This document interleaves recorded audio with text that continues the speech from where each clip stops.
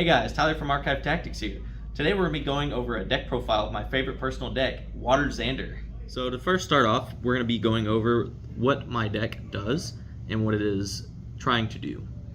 So what it is trying to do is it's trying to establish a mid-range area to where we can control the early aggressive decks while also being able to go into the late game and putting constant pressure onto your other champion's life totals.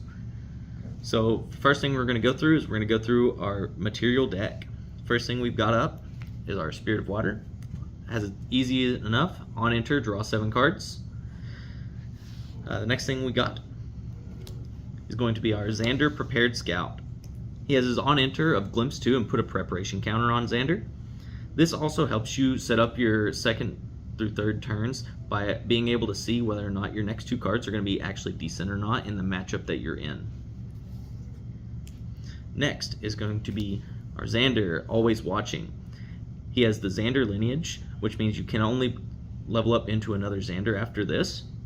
And his inherited effect is as long as it's attacking a rested unit, it gets +1 attack. This can really help with some of those pesky units that like to attack and put durability counters on other weapons and things like that if you're facing against Lorraine. And not only that, it can also attack champions as well if they're attacking with your champions, such as Deanna as well as Tristan. Onto our level 3, our final level. It's going to be Zander Binding Steel. His also as well as the Zander lineage, however this is the last one. This one says, at the beginning of your recollection phase, you may reveal all the cards in your memory. For each Luxem element revealed this way, each opponent puts a card from his hand into their memory. Now this is a really good card because not only are you able to reveal some of the cards from your memory, as you'll see later, but it's also hand control in some of the matchups such as Rye or any other deck that likes to have a lot of interactions with not only your creatures, but also just being able to deal damage to you as well. After that, we're going to go ahead and get into the meat and bones of the material deck. You've got Good Faithful, Grand Crusader's Ring. It's a Divine Relic, so you can only have 1 Divine Relic in your material deck. And it says banish Grand Crusader's Ring, draw a card. Our next thing is going to be the Wind Resonance Bauble. Wind Resonance Bauble says banish it, draw a card, activate this ability only if your opponent controls a champion of that type element. For this one, it's going to be Wind. This is extremely important in your Lorraine matchups, as well as some people like to run Wind Rye, I've noticed. This can help you recover from being able to turbo to your level 3 as fast. Next greatest card, in my opinion, is the Poison Dagger. Poison Dagger will enter the battlefield rested, and you can tap it to banish it, dealing 1 damage to target unit with the class bonus until the end of that turn. If it would take damage, it would take that much +1. This is a really great card when it comes to finishing off your opponents with that last little bit of gas that you need from your stealth units.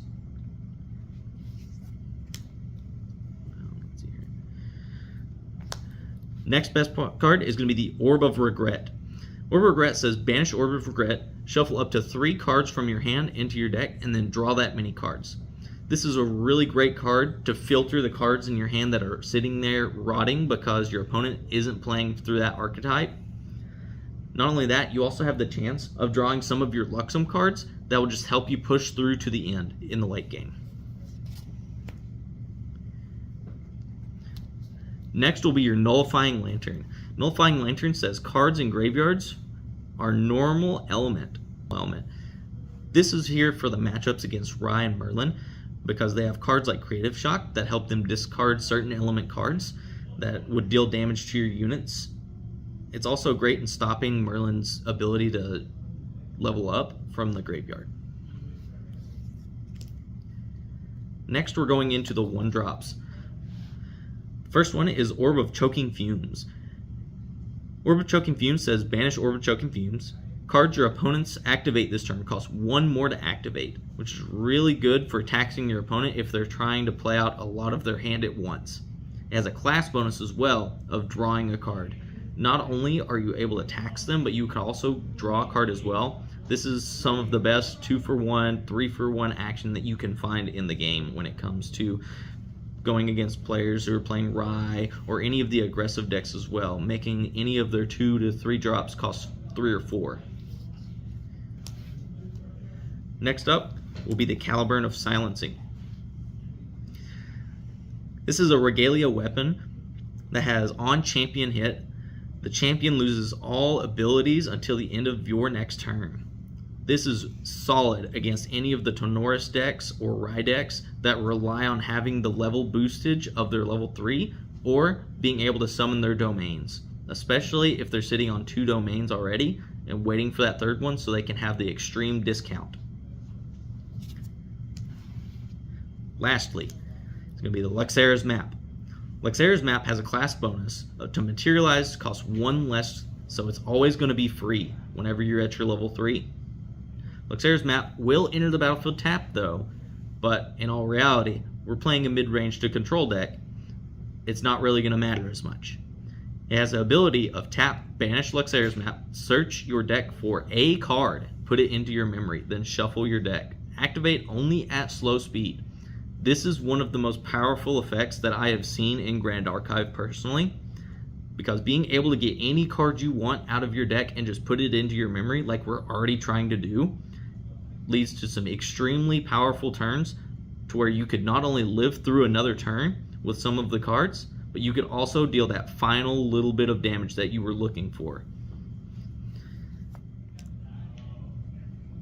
Now that we've gone through the material deck, we're going to go through the advanced element, because that's where all of the hot spiciness of this deck comes through at. So, the first card we're going to be going through is a card called Lightweaver's Assault. It's ran of as a 4-of in the deck. It is your main utility of damage. Lightweaver's Assault says, reveal all cards from your memory, choose any amount of units, and deal damage equal to the amount of cards revealed this way, split among them. It has a class bonus and an element bonus. Whenever you reveal Lightweaver's Assault from your memory, choose a unit and deal 2 damage to it. You are almost never going to be casting this card until the last turn that you all are playing. It is always going to sit inside of your memory whenever you're level 3 in order to snipe the smaller units or just tax damage onto their champion. Next is going to be Luxem Sight. Luxem Sight is what keeps you in the game from those early aggro decks and is able in the later turns, if you're facing off against a burn deck such as Rye, able to just cycle it and draw a card. Luxem Sight says, element bonus, whenever you reveal this card from your memory, recover 3.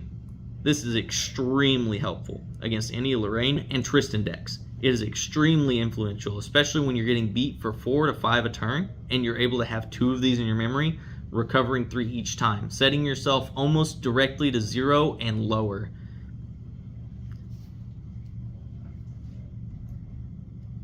Next is going to be a card called Gleaming Cut. It is ran as a 4-of as well. Gleaming Cut says, it is an attack. It says, on attack, choose and reveal a card in your memory. If the revealed card is a Luxem element, it gets +2 attack with class bonus and element bonus. Whenever you reveal this card from your memory, Gleaming Cut can be banished. If you do, draw 2 cards. It has a base attack of 2. This is one of the most versatile cards in the deck. Not only are you able to swing for up to 4 damage on somebody, it could be even up to 5 because of the level 2's ability. You can also reveal it, banish it to draw 2 cards if it is not working for you in this matchup, such as if you're going against a control mirror match.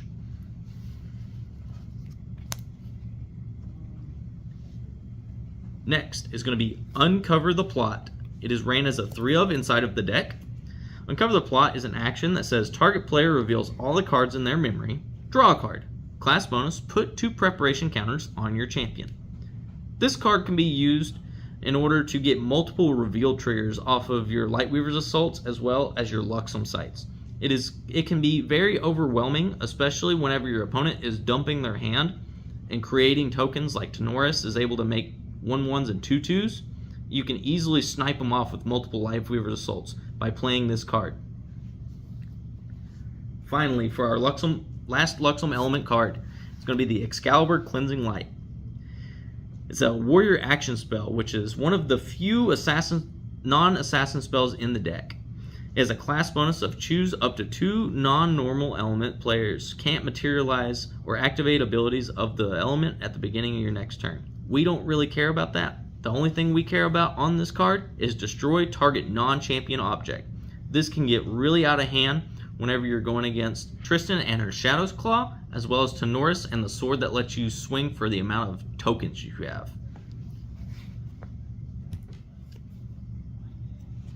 Alright guys, now that we're done with the advanced element, we're going to end up going into our normal element cards. There are only 3 different cards in this, however, they tend to be pretty impactful. Your first one is going to be the Kingdom Informant. It is ran at a 4 of in the deck. It is a 1/2 with stealth and has a class bonus of floating memory. It can be really tricky for Lorraine to get past these, being able to put in chip damage, as well as whenever they finally are able to kill it, being able to sacrifice it from your graveyard in order to pay for more stuff. Next is going to be the Idle Thoughts. The Idle Thoughts lets you look at the top 4 and put them back in any order, as well as having floating memory. What I like to do with this card personally is I play it on turn 1, set it up to where I can scry the 2 that I don't want to the bottom of the deck with my level 1 Zander and be able to continuously flow into the game. Now, finally, for our last normal element card, it's going to be Dungeon Guide. A lot of you probably know what Dungeon Guide already does, however, I'll explain it. It's a 3-cost 1/3, has an on-enter effect of banishing 2 cards at random from your memory. If you do, level up your champion. This is extremely important in helping you level up to your level 3 as fast as you humanly can. That way you can recover and start being oppressive with all of your memory effects. Alright, including the normal stuff, we're going to be going into our water elements. First one we have is going to be an Intrepid Highwayman. It's a 1/2 with intercept, and as long as it is retaliating, it gets +3 attack and class bonus floating memory. This is really important when you're able to go against things like Banner Knights and being able to take them out from attacking your champion and getting rid of the problematic cards against Lorraine. Next is going to be our Chilling Touch. Chilling Touch is almost great in almost every match except for against Rye. Chilling Touch is banish a card at random from your opponent's memory, return that card to their memory at the beginning of the next end phase. It has floating memory as well.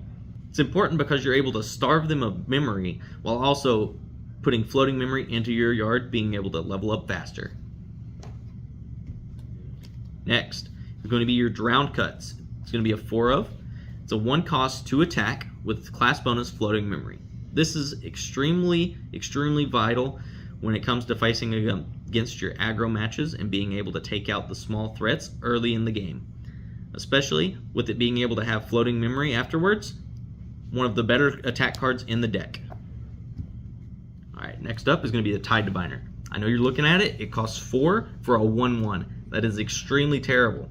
However, the on-enter effect is what makes up for it.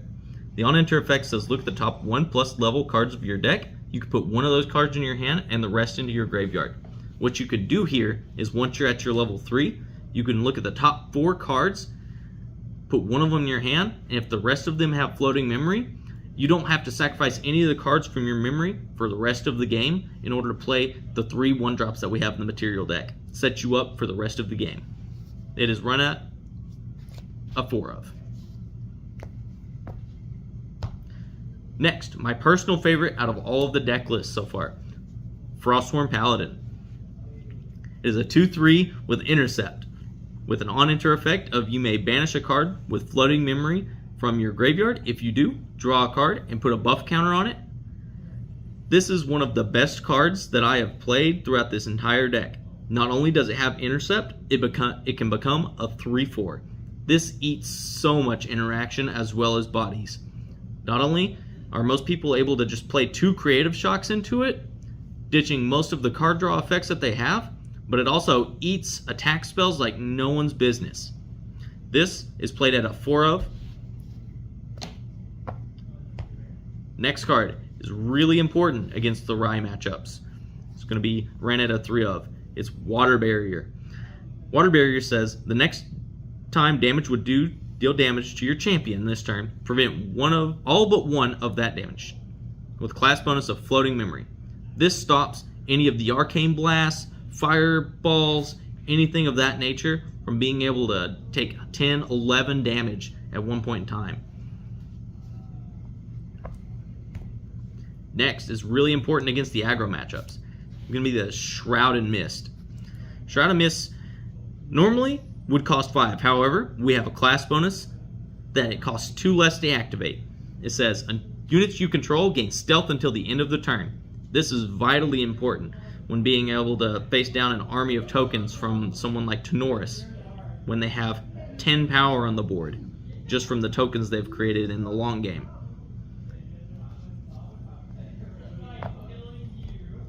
Next, one of my more personal favorites as well, Nia Mistveiled Scout. It's ran at a 3 of in the deck. It's a 3 cost 1/3 with stealth class bonus. It has on enter, look at the top, look at target opponent's memory, then choose any card name. Cards with the chosen name cost 1 more to play. I love doing this on turn 2 and being able to name someone's level 3 champion. It really makes them work for it if they don't have any dungeon guides or anything of that nature to make their champions cheaper. It makes it so hard for them to play around and being able to put up to 4 cards in their memory without putting anything else onto the board.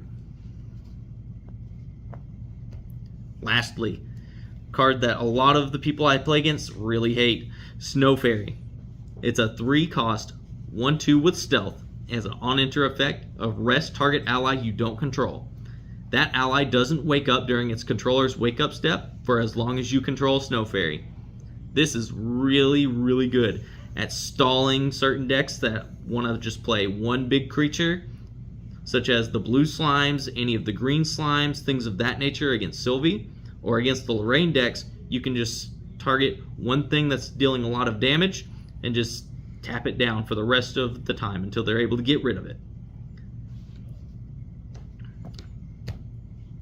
Now we're going to move on to the sideboard. Personally, for the sideboard, I run 9 cards, because I have 3 for your memory and I have 6 cards for your regular main deck right now. So the first card that I like to run is your Fire Resonance Bauble. It's able to help you draw extra cards against Rai, being able to find the interaction that you need for your water barriers. And not only that, you're able to go against Merlin as well. Most of the time you're able to find just a little bit more deeper into that as well. Next one is going to be your Water Resonance Bauble. This is for your control matchup mirror matches. This is able to help you dig a little bit farther, especially when you're competing against something like Arasana, who's really good at being able to brew potions and just sit there and wait for you to do nothing. Lastly, it's going to be your Chalice of Blood. This is for whenever you're going against your aggro matchups, being able to draw 2 cards once you're at 20 damage counters. This is really important, especially whenever you're just digging, trying to find stealth, or being able to finish off the rest of their champion damage. Next, we're going to go into the main deck sideboard cards. The first one we're going to talk about is our Collapsing Trap. This is the only card in the deck that really cares about preparation counters. It has the class bonus of if it's not your turn, you may remove a preparation counter from your champion to activate this cost without paying its reserve cost. The next time one or more allies would enter this turn, they enter the battlefield rested. This is extremely important in your Tenoris matchups as well as your Lorraine matchups, being able to put this into your memory and just paying the prep counter from the memory to play it. This catches a lot of people off guard. They never really see it coming. Lastly is going to be our Hyperthermia, ran at a 3 of. This card really tells the Tristan deck with her shadows, it just says no, because it doesn't matter because it's not dealing damage. They're 1/4s, guess what? They don't exist anymore. One of the better cards, especially being able to get rid of tapped allies. And it says target rested ally gets -4 health until the end of the turn.